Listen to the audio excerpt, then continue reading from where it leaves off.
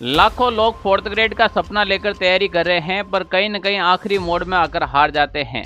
90% विद्यार्थी ऐसी गलतियां करते हैं और एग्जाम से बाहर हो जाते हैं। कहीं आप भी वो गलती नहीं दोहरा रहे हैं। यानी कि हर एक विद्यार्थी 2 या 3 नंबर से पीछे रहता है और उन 3 नंबर के पीछे मोटी मोटी अपन बात करें तो 4 से 5 या गलतियां होती हैं या 6-7 गलतियां हो सकती हैं। अगर प्यारे विद्यार्थियों मैं बात करूं कि इन गलतियों को अगर आप छोड़ दें, मैं कहता हूं कि फोर्थ ग्रेड में एक सीट आपकी पक्की हो जाएगी। हम बात करते हैं अक्सर विद्यार्थी कौन सी गलती करते हैं। आपने एक चीज देखी होगी कि लाइब्रेरी आप सब ने ज्वाइन कर रखी है, किसी ने सेल्फ, किसी ने कोचिंग, सभी एक एक शिफ्ट 2-2 शिफ्ट पढ़ते हैं, कोई दिन के 7-8 घंटे पढ़ते हैं, फिर भी सिलेक्शन नहीं होता है। और काफ़ी विद्यार्थी 2 घंटे पढ़ते हैं, फिर भी उसका सिलेक्शन हो जाता है। तो वही गलतियां जो आप 8 घंटे पढ़कर भी सिलेक्शन नहीं ले पाते हो, तो वो कहीं ना कहीं एक छोटी सी गलती रह जाती है, उस कारण से ये सारी चीज़ें होती हैं। चलो हम बात करते हैं। आप हमारे टेलीग्राम ग्रुप ज्वाइन कर लीजिएगा और साथ में हमारा एप्लीकेशन भी डाउनलोड कर लीजिएगा। यहाँ पर इस भर्ती से रिलेटेड बहुत सारी चीज़ें आपको मिलने वाली हैं। प्यारे विद्यार्थियों में बात करने जा रहा हूँ यहाँ पर विद्यार्थी सबसे बड़ी गलती क्या करता है। तो विद्यार्थी लाइफ के अंदर विद्यार्थी हमेशा पढ़ता रहता है, पढ़ता रहता है, पढ़ता रहता है और उसका एक ही टारगेट होता है नौकरी लेना। पर नौकरी लेने के लिए केवल पढ़ने मात्र से नौकरी नहीं मिलती है, सिर्फ पढ़ना ही नहीं होता है। काफ़ी विद्यार्थी क्या होता है, केवल और केवल किसमें, पढ़ाई में ही विश्वास रखते हैं, न कि रिवीजन में। जब तक आप पढ़ने के बाद किसी भी चीज़ का रिवीजन नहीं करोगे, तब तक आप सिलेक्शन से दूर भागते रहोगे। क्योंकि काफ़ी विद्यार्थी कहते हैं कि सर मैं पढ़ता बहुत ज़्यादा हूँ पर मुझे याद नहीं रहता है। याद कैसे रहेगा जनाब? आप जो पिछले 7 दिन पहले आपने क्या भोजन किया, क्या सब्जी बनाई, क्या खाना बनाया, आपको याद है क्या? जब आप 7 दिन का याद नहीं रख सकते हो तो 2 या 3 महीने पहले पढ़ी हुई चीज़ आपको कैसे याद रहेगी, मुझे ये बताओ। अगर आप उसका वापस रिवीजन नहीं करेंगे, आपने कोई भी सब्जेक्ट लिया, उस सब्जेक्ट को आपने कंप्लीटली पढ़ लिया। जैसे मैं एक नॉर्मल सब्जेक्ट की बात करूं, मान लीजिए आपने जैसे एक इंग्लिश सब्जेक्ट है, उस इंग्लिश सब्जेक्ट को आपने कंप्लीट पढ़ लिया पर इसका रिवीजन नहीं किया, तो ये पढ़ा हुआ कुछ काम का नहीं रहेगा, आपको आधा अधूरा ही याद रहेगा। तो प्यारे विद्यार्थियों, ये गलती कतई मत करना कि मैं केवल सिलेबस कंप्लीट कर लूँ और सीधा एग्जाम देकर आ जाऊँ। नहीं, अगर कोई विद्यार्थी पढ़ता है और उसके बाद रिवीजन कर लेता है तो उसका सिलेक्शन 100% बनता है। क्योंकि रिवाइज करने के बाद, एक बार पढ़ने के बाद दूसरी बार अगर आपके आंखों के सामने आएगी तो वो चीज़ आपको कंटेस्ट याद हो जाएगी। तो पहली गलती ये मत करना कि आप केवल पढ़ाई करें, साथ में रिवीजन करना बहुत ज़रूरी है, इस बात को दिमाग में बिठा लेना। दूसरी सबसे बड़ी गलती क्या करते हैं विद्यार्थी एक साथ। सबसे पहले विद्यार्थी क्या करता है, आप लोगों की एक चीज़ देखी मैंने, मेरे पास हजारों विद्यार्थियों के कॉल और मैसेज आते हैं, सर राजस्थान पुलिस का एग्ज़ाम कब है, सर फलानी वैकेंसी का नोटिफिकेशन कब आएगा। पर ये कोई नहीं कहता है कि सर मैं तैयारी कैसे करूं, मुझे अच्छी सी राय दे। वो नोटिफिकेशन का, एग्जाम डेट का, फॉर्म का, इनका इंतजार करता रहता है, पढ़ाई कभी भी नहीं करता है। अब वो पढ़ाई नहीं करता है, धीरे धीरे उसके एडमिट कार्ड तक आ जाते हैं, फिर भी पढ़ाई नहीं करता। फिर आनंद फानन के अंदर जब लास्ट में 1 मंथ बचता है और वो चाहता है कि मैं सारे के सारे सब्जेक्ट एक साथ क्लियर कर लूँ, नहीं, एक साथ सारे सब्जेक्ट पॉसिबल नहीं है। पर अगर कोई विद्यार्थी डेली के थोड़े थोड़े सब्जेक्ट पढ़े तो पॉसिबल है। अगर आप जो भी विषय हैं आपके, उन विषय को हमेशा पढ़े, उन विषय को आप हमेशा पढ़े, चाहे थोड़ा भी पढ़े पर डेली पढ़े, धीरे धीरे आपका सिलेबस कंप्लीट होता रहेगा। यानी कि अगर ये एक, जैसे मैंने एक एग्जाम्पल दिया आपके सामने, अगर ये चाहता है कि क्या मैं 10 दिन का खाना एक साथ में खा सकता हूँ, क्या पॉसिबल ही नहीं है, कैसे खाएगा भाई। ठीक है, तू 1 दिन का खा सकता है, ज़्यादा से ज़्यादा मैक्सिमम 1.5 दिन 2 दिन कर सकता है, पर तू 10 दिन का खाना जब ये व्यक्ति एक साथ नहीं खा सकता है, तो मुझे बताओ क्या जो 6 मंथ की पढ़ाई थी, जो कम से कम 6 माह में सिलेबस जो कंप्लीट होता था, वो सिलेबस आप 1 मंथ के अंदर कैसे कंप्लीट करोगे, पॉसिबल ही नहीं है। तो इस बात को दिमाग में बिठा ले कि मेरे एग्जाम तो अभी 5 महीने बाद है, मेरे एग्जाम 3 महीने बाद है, मेरे एग्जाम 2 महीने बाद है, नहीं, आपके पास गिनती के दिन हैं। और ध्यान रख लेना, सही समय में लिया गया डिसीजन आपकी दशा और दिशा दोनों बदल सकता है। तो समय रहते आपको सही सुझाव और सही डिसीजन मिलना जरूरी है। तो हमेशा सारे सब्जेक्ट पढ़े, थोड़े भी पढ़े पर डेली पढ़े, सिलेबस साथ में लेकर पढ़े और सिलेबस को टारगेट करके पढ़े कि मुझे इतने समय के अंदर अपना कंप्लीट सिलेबस करना है। तो ये विद्यार्थी बहुत ज़्यादा गलती करते हैं, एक साथ में ही सारा पढ़ने के लिए ये पॉसिबल नहीं होता है। काफ़ी विद्यार्थी ये भी दिमाग में लेके चलते हैं कि मैं 3 दिन के अंदर पूरी मैथ कर लूँगा, मैं 2 दिन में पूरा राजस्थान पढ़ लूँगा, ये भी एक मेथड गलत है। आप डेली पढ़े, हमेशा पढ़े। इसके बाद अगर मैं बात करता हूं, तीसरी विद्यार्थी सबसे बड़ी गलती करता है, वो पढ़ाई भी कर लेता है, वो रिवीजन भी कर लेता है, सिलेबस भी अच्छे से कंप्लीट कर लेता है, पर अपने आप को अग्नि परीक्षा में नहीं साबित करता है। यानी कि एग्जाम से पहले एग्जाम देना बहुत जरूरी है, यानी कि प्रैक्टिस करना बहुत जरूरी है। प्रैक्टिस का मतलब है कि ओएमआर शीट पर आपके जो फॉर्म आए हैं, लगभग 24 लाख प्लस फॉर्म आ रखे हैं, 24 लाख प्लस फॉर्म आ रखे हैं, तो निश्चित रूप से कम 7 से 8 शिफ्ट में आपके पेपर होंगे, तो ऑफलाइन पेपर होंगे। और ऑफलाइन मेथड से जब पेपर होता है तो ऑनलाइन जब आप ऑनलाइन का अलग हो जाता है, ऑफलाइन का अलग हो जाता है। ओएमआर शीट मिलती है आपको, और बच्चा जब ओएमआर शीट भरता है उस समय सबसे ज़्यादा उसको घबराहट होती है कि कहीं मेरे 6 महीने की मेहनत खराब तो नहीं हो जाए, मेरा हाथ से रोल नंबर गलत फील नहीं हो जाए। तो उस घबराहट को मिटाने के लिए आपको सबसे पहले ओएमआर प्रैक्टिस करनी होगी, और ओएमआर प्रैक्टिस के लिए आपको क्या करना पड़ेगा, मॉक टेस्ट देना पड़ेगा। प्यारे विद्यार्थियों, ध्यान रख लेना, जिस एग्जाम हॉल में आप बैठे हो, आप अकेले नहीं बैठे हो। उस एग्जाम हॉल में आपके टेबल के पास में आपके माता पिता के सपने बैठे हैं। उस परीक्षा केंद्र में आपके गुरुजनों की इतनी आज तक 6 महीने की हुई मेहनत साथ में है, अपने परिवार रिश्तेदार सबके उम्मीदें आपके साथ में हैं। तो आप जैसे ओएमआर शीट में आपके रोल नंबर बढ़ना, पुस्तिका नंबर बढ़ना या फिर गोले बढ़ना, ऐसी छोटी छोटी मिस्टेक कर देते हो, और इसको मिस्टेक नहीं कह सकते हैं, ये विद्यार्थी जीवन की रेंगती हुई मृत्यु है। इसमें विद्यार्थी न तो जी पाता है न मर पाता है। तो इसके लिए आपको क्या करना है, ओएमआर प्रैक्टिस करना है। सर कैसे करें ओएमआर प्रैक्टिस? आप ओएमआर शीट लेकर आए, मार्केट में वैसे बहुत सारे आपको मॉडल पेपर वगैरह मिलते हैं, ओएमआर मिलती हैं, आप कहीं से भी लेकर आए। आप कम से कम ज़्यादा नहीं तो 10 से 20 ओएमआर टेस्ट देने चाहिए आपको, ठीक है ना। अगर फिर भी किसी के पास उपलब्ध नहीं होते हैं, मैं आपके लिए हमेशा तैयार रहूँगा, ठीक है ना। तो मैं टेलीग्राम में इस ओएमआर शीट का एक फॉर्मेट भी डाल दूंगा, आप उसका प्रिंट निकाल लेना और पढ़ लेना अच्छे से। इसके लिए आप हमारा टेलीग्राम ग्रुप ज्वाइन कर लेना, जिसका लिंक डिस्क्रिप्शन में डाल रखा है। वहाँ पे आपको एक ओएमआर का फॉर्मेट मिल जाएगा। क्यों जरूरी है? क्योंकि अब इस ओएमआर में आने लग गए हैं 5 गोले, 5वां गोला ई है, यानी कि आप खाली तो छोड़ ही नहीं सकते हैं, 5वां गोला भी बढ़ना जरूरी है। और ये प्रैक्टिस अब करना जरूरी है कि मुझे कितने गोले खाली छोड़ने हैं, उसको बढ़ने हैं 5 के रूप में, ठीक है ना।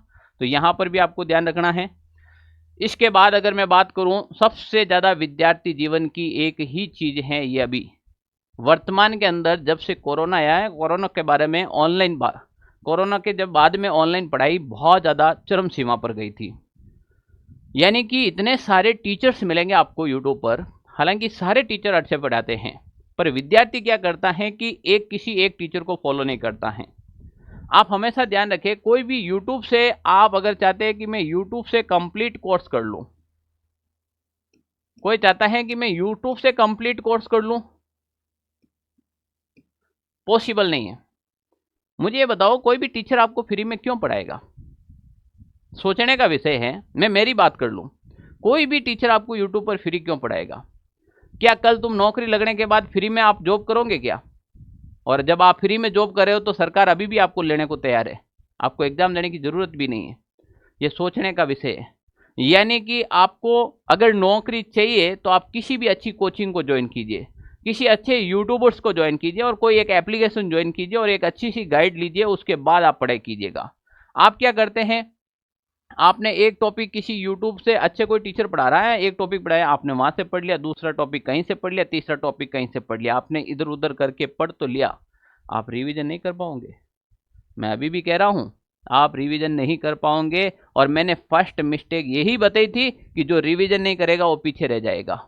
इसका मतलब क्या है, आप एक ही यूट्यूब चैनल के ऊपर भरोसा करें और उसी के साथ कंप्लीटली जुड़े। आप चाहे उसके एप्लीकेशन में जुड़ना हो, चाहे उसकी बुक फॉलो करना है, उस टीचर को फॉलो करना है। राजस्थान के सारे टीचर अल्टीमेट है, बहुत शानदार पढ़ाते हैं, पर आप किसी एक के साथ जुड़कर पढ़े, मेरी यही राय है। सबके पढ़ाने का मेथड, तरीका, फॉर्मूला अलग अलग होता है। तो ये गलती आप कतई नहीं करें कि यूट्यूब पर भटकते रह जाए और आपकी एग्जाम डेट आ जाए और आप केवल और यूट्यूब से यूट्यूब ही घूमें, और एग्जाम सेंटर में आपके क्वेश्चन है आपके केवल दिमाग में ही घूमेंगे ना। मिस्टेक नंबर 5, PYQ को हल्के में लेना। काफ़ी विद्यार्थी कहते हैं कि PYQ क्या, मैं तो बहुत सारे क्वेश्चन निकाल लिए, मैंने 5000 क्वेश्चन निकाले, मैंने 2000 निकाल लिए। तूने PYQ निकाले या नहीं निकाले, मुझे ये बताओ। PYQ का मतलब होता है प्रीवियस ईयर क्वेश्चन। यानी कि हाल ही के एग्जाम में क्या क्या क्वेश्चन पूछे गए हैं। काफी विद्यार्थी क्या करते हैं, मार्केट में बहुत सारी गाइडें मिलती है, बहुत सारी बुक मिलती है मार्केट के अंदर। अब उस बुक के अंदर मान लीजिए 1997 के अंदर कोई क्वेश्चन आ रखा है, वो PYQ डाल रखा है, भाई वो अब नहीं पूछेगा। अगर PYQ करने भी हैं आपको, मैं कह रहा हूं तो 2020 से लगाकर 2025 तक जितने भी एग्जाम हुए, आप सबसे ज्यादा उनके PYQ निकालो। अभी हाल ही के अंदर क्या मेथड चल रहा है, सरकार किस मोड पे एग्जाम ले रही है, कौन सा पैटर्न फॉलो कर रही है, किस प्रकार के क्वेश्चन बन रहे हैं, वो यहां पर पता चलेगा आपको। PYQ करने बहुत जरूरी है। एग्जाम्पल के लिए मैं बता दूं, जब हम अभी हाल ही के अंदर बताऊं, जेल प्रेरी का जब एग्जाम था, तब मैंने विद्यार्थियों को कहा कि आप CET और पशु परिचर के जितने भी पेपर हैं वो देख के जाना। हर एक विद्यार्थी को कम से कम 15 से 20 क्वेश्चन का फायदा हो गया पिछले, यानी कि मात्र 3-4-5 महीनों का फर्क है। और उस एग्जाम के अंदर वापस ये सारे के सारे क्वेश्चन यहां से छपे थे, इसी पैटर्न के छपे थे।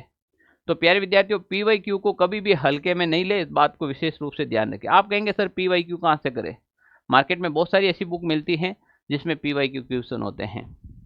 अगर आप लोग कमेंट करेंगे कि आपको PYQ उपलब्ध करवाने हैं तो आप जरूर मैसेज करें, हम भी कोशिश करेंगे आपको कि जो हाल ही में पेपर हुए थे वो पेपर उपलब्ध करवाने की कोशिश करेंगे ना, तो कमेंट करके जरूर करें। अगर मैं यहाँ पर बात करूँ, छठी मिस्टेक, टेस्ट सीरीज देना छोड़ देना। प्यारे विद्यार्थियों, अगर आपने टेस्ट नहीं दिया तो सब कर कराए पर पानी फिर जाएगा। यानी कि टेस्ट देना बहुत जरूरी है, आपको अपनी रैंक देखना बहुत जरूरी है। मान लीजिए 120 क्वेश्चन का आपका पेपर है, तो उसमें आपके कितने आ रहे हैं, आपके क्या 90 प्लस राइट हो रहे हैं, आपके 100 प्लस राइट हो रहे कि नहीं हो रहे हैं। तो एक एवरेज स्कोर को मेंटेन रखना बहुत जरूरी है। एक एवरेज स्कोर को मेंटेन रखना। आपके घर में दादी जी है, मम्मी जी है, या फिर और भी होगा जिसको किसी को TB या फिर BP या फिर जैसे शुगर जैसी बीमारी होती है, तो उनका एक चार्ट बनता है कि मुझे मेंटेन रखना बहुत जरूरी है। अगर मेरा नंबर कम आ रहा है तो किस विषय में आ रहा है उसके ऊपर आप एफर्ट लगाएंगे। तो आप हमेशा टेस्ट पेपर देने जरूरी है। सर जी टेस्ट पेपर कहाँ से दे, टेस्ट पेपर के लिए आपको क्या करना है, कोई भी जो मॉडल पेपर आते हैं मार्केट से, जितने भी जो कोई भी मॉडल पेपर हैं, वो आप एक मॉडल पेपर लेकर आ जाओ, पर लेकर अच्छे से आना जिसका वास्तव में लेवल हो। यहाँ बच्चे को सेलेक्ट करने में कहीं ना कहीं समस्या आ जाती है। अगर आप कोई गलत मॉडल पेपर सेलेक्ट कर लेते हो तो आपको स्तर पता नहीं चलता है। कोई अच्छा मॉडल पेपर लेके आना। अगर आप चाहते हो तो ऑनलाइन जो अपने एप्लीकेशन है उस पर भी मैं डाल दूंगा, ठीक है ना, आप वहाँ से भी हमारे ये मॉडल पेपर दे देना आपके 4th ग्रेड वाले। तो टेस्ट देना बहुत ज़रूरी है। इस टेस्ट से आप अपनी जो रैंक है, अपनी स्कोर है, उसको आप सुधार कर सकते हो, बेटर कर सकते हो। और अगर आपके 100 आ रहे हैं तो आप 110 तक जाने का प्रयास करेंगे। अगर आपके 90 आ रहे हैं तो आप 100 तक जाने का प्रयास करेंगे। तो टेस्ट देना बहुत ही ज़रूरी है। प्यारे विद्यार्थियों, ये सबसे ज़्यादा यह विद्यार्थी गलती करता है, सेल्फ डाउट क्लियर नहीं कर पाता है। सर ये क्या होता है सेल्फ डाउट? आप लाइब्रेरी में बैठते हैं, आप रूम में पढ़ते हैं, आपके साथ कोई न कोई आपका मित्र होगा, और कुछ राजस्थान के अंदर ऐसे क्वेश्चन हैं जो बार बार कंफ्यूज करते हैं। जैसे अभी एक क्वेश्चन बार बार रिपीट हो रहा है कि भरतपुर रियासत का संस्थापक कौन था। ऑप्शन में सूरजमल भी आ रहा है और चूड़ामन भी आ रहा है। अब बच्चे यहाँ पर कंफ्यूज हो जाते हैं। जैसे सावन भादो मेल कहाँ है, झील कहाँ है, सावन भादो झरने कहाँ है, सावन भादो कड़ई कहाँ है। ऐसे बहुत सारे सिमिलर शब्द होते हैं जो विद्यार्थियों को कंफ्यूज करते हैं। ऐसे काफ़ी राजा हैं जो जयपुर के अंदर हैं, वो आपके हाड़ौती के अंदर मिलेंगे। जैसे राम सिंह जी आपको जयपुर में मिलेंगे, आपको हाड़ौती में मिलेंगे। बच्चे यहाँ कंफ्यूज हो जाते हैं। कुछ ऐसे सेल्फ डाउट होते हैं, वो आपके ग्रुप डिस्कस के साथ में आपको ये डाउट क्लियर करना है। यानी कि आप लाइब्रेरी में बैठे हैं, आपके साथ जितने भी जो विद्यार्थी हैं, आपके साथ में जो मेहनत करते हैं, उनके साथ आप डिस्कस करो, और डिस्कस करके जितने भी आपके सेल्फ डाउट हैं इसको क्लियर करो। इसको क्लियर करने के लिए क्या करो, शॉर्ट नोट्स तैयार करो। यानी कि ऐसी कोई चीजें हैं उसको एक छोटे से पेपर लो और उस पर ऊपर लिख कर आपके जहाँ टेबल है वहां पर चिपका दो। आप जहाँ जिस कमरे में पढ़ाई कर रहे हो वहां पर लिख दो। मैं कहता हूँ डेफिनेटली आप अच्छा करोगे, एक अच्छा स्कोर करोगे। प्यारे विद्यार्थियों, मुझसे वादा कीजिएगा कि सर मैं वादा करता हूँ कि आज तक तो मैंने की या नहीं की, पर आज के बाद ये गलतियाँ नहीं करूँगा। मैं आज के बाद जो पढ़ा है उसका रिवीजन जरूर करूँगा, मैं टेस्ट भी दूंगा, मैं PYQ भी देखूंगा, मैं सेल्फ डाउट भी क्लियर करूँगा, और मैं जितने भी जो मॉडल पेपर हैं उसको भी क्लियर करूँगा। अगर आप मेरे से ये वादा करता हो तो मैं आपको कहता हूँ कि 4th ग्रेड में आपको सिलेक्शन कर लेने से कोई भी नहीं रोक सकता है। हालांकि हमारे द्वारा भी एक छोटा सा प्रयास किया गया है विद्यार्थियों के लिए। मिशन हर घर नौकरी ये एक मिशन है जो मैं लेकर निकला था जिस समय राजस्थान में पशु परीक्षक की एक वैकेंसी आई थी, उस समय हम लेकर निकले थे और इसको हमने 4th ग्रेड में कन्वर्ट किया है। मुझे हर घर में नौकरी चाहिए, मुझे किसी के घर में कलेक्टर नहीं चाहिए, मुझे हर घर में 4th ग्रेड चाहिए, क्योंकि मुझे पता है नौकरी की वैल्यू क्या है। आपके घर में अगर आप 4th ग्रेड भी बन गए ना, तो आपके पिता के लिए, आपकी माता के लिए आप कलेक्टर से कम नहीं हो, इस बात को नोट कर लेना। तो हमने एक छोटा सा प्रयास किया है, हर घर नौकरी मिशन। इस मिशन के अंदर कोई भी विद्यार्थी जुड़ सकते हैं। इस मिशन की खास बात यह है कि इसमें लाइव और रिकॉर्डेड क्लासें आपको मिलती हैं, स्मार्ट नोट्स यानी कि PDF मिलती है जो हम क्लास के अंदर पढ़ाते हैं, ऑनलाइन टेस्ट मिलते हैं, सेल्फ डाउट आपके क्लियर होते हैं, उसके बाद रिवीजन भी करवाना हमारी जवाबदारी है और टेस्ट भी लेना और आपकी रैंक सुधारना। फिर सर मार्केट में इतनी सारी बुकें आ रखी हैं, कन्फ्यूज हो रखे हैं। तो देखो, जब बड़ी वैकेंसी होती है तो उसके लिए आप अलग अलग बुक परचेज नहीं करें, मैं आपको पहले भी बता रहा हूँ। कोई कहता है कि मैं राजस्थान ज्योग्राफी की अलग लाऊं, हिस्ट्री की अलग लाऊं, कल्चर की अलग लाऊं, नहीं। आप किन किन की लाएंगे? मैथ की लाएंगे, एक साइंस की, अब 5 नंबर की जनरल साइंस आती है, 5 नंबर का कंप्यूटर आएगा, क्या पूरी बुक लाएंगे? इसके लिए आप बेटर होता है कि एक गाइड लो, और एक गाइड के अंदर कंप्लीट सिलेबस होता है। तो वो प्यारे विद्यार्थियों, ये एक छोटा सा प्रयास है, मात्र 999 रुपये में आप इसके साथ हमारे साथ जुड़ सकते हो और अच्छे से तैयारी करके अपने माता पिता का सपना पूरा कर सकते हो। हाँ, आज आप लोगों के लिए एक विशेष चीज़ है। मुझे लग रहा है कि मैं उन विद्यार्थियों के लिए वीडियो बना रहा हूं जिनको वास्तव में नौकरी की आवश्यकता है। इस वीडियो को देखकर कोई भी विद्यार्थी हमारा ये बैच ज्वाइन करता है तो उसको साथ में हम ये बुक भी बिल्कुल फ्री दे देंगे जो 399 रुपये की है। ओके, तो हम तो यही चाहते हैं कि हर घर नौकरी मिशन में आप जुड़े और आपके घर में नौकरी लगे। Okay, thank you. जय हिंद साथियों, नमस्कार।